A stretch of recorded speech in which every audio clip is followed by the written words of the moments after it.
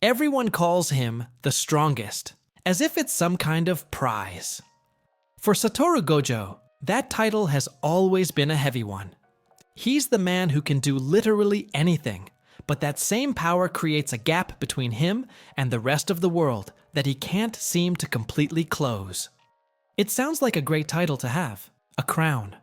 For Gojo, it's always been more of a cage, almost like a soundproof room where he's the only one inside. So if you really want to get Satoru Gojo, you have to try and imagine what it's like to be him. You have to start with what he sees. The term power-up doesn't begin to describe the 6 eyes. They're a constant and overwhelming stream of information.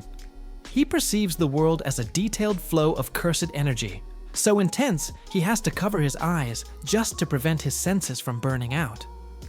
From the second he was born, he's been tuned to a completely different channel, a broadcast no one else gets.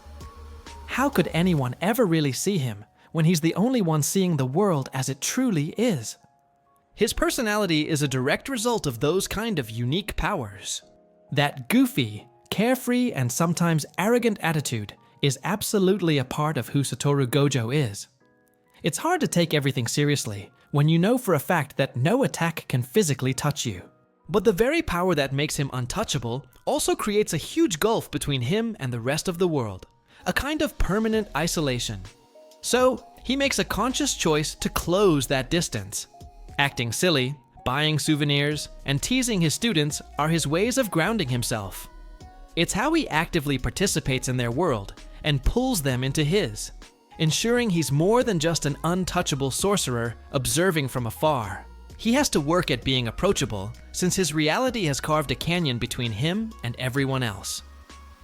It's also his way of rebelling against the stuffy, rigid traditions of the Jujutsu world, showing them their seriousness doesn't mean much in the face of his power. Look at him and Nanami. Nanami is grounded, serious, and constantly looks like he has a headache from Gojo's antics, but he trusts him without question. Their friendship works because Gojo's foolishness gives Nanami a person to argue with, not just some untouchable symbol of power. That title, the strongest, was bought with failure. Back in his school days, he had Suguru Geto, and their bond went beyond simple friendship. They operated as a single unit. We are the strongest. And that we meant everything. It meant he had an equal, someone else on the mountaintop with him. They just worked. Gojo was the prodigy who could see everything, and Geto was the rock who could control anything. Then, Toji Fushiguro happened. For the first time, Gojo was completely dismantled, outthought, and left for dead. In that moment of failure, something clicked. He had an epiphany, touched the core of cursed energy, and became untouchable. He went from being one of the strongest to being the strongest, and in doing so, he left everyone behind, especially Geto. While Gojo was off becoming a god, Geto was drowning in the filth of the normal world, seeing an ugliness his friend couldn't. So when Gojo came back, euphoric and glowing with power, the gap between them had become a chasm. Geto looked at his best friend and saw someone who didn't need him anymore. Gojo's ascension left Geto feeling crushingly human. Losing Geto to that dark ideology was the wound that never healed. Gojo had enough power to warp reality itself, yet he couldn't stop his best friend's mind from twisting into hatred. The day he let Geto walk away after his defection was a moment of pure paralysis. He couldn't bring himself to kill the last piece of his youth. That failure haunted him for years, right up until the end of the night parade of 100 demons, when he was finally forced to execute his only equal. After that, the title was his alone, and the mountaintop became a very cold place. That failure reshaped his entire worldview. He realized you can't just punch your way to a better world without a plan for what comes next. He always knew he could kill the corrupt elders running things. That would have been easy.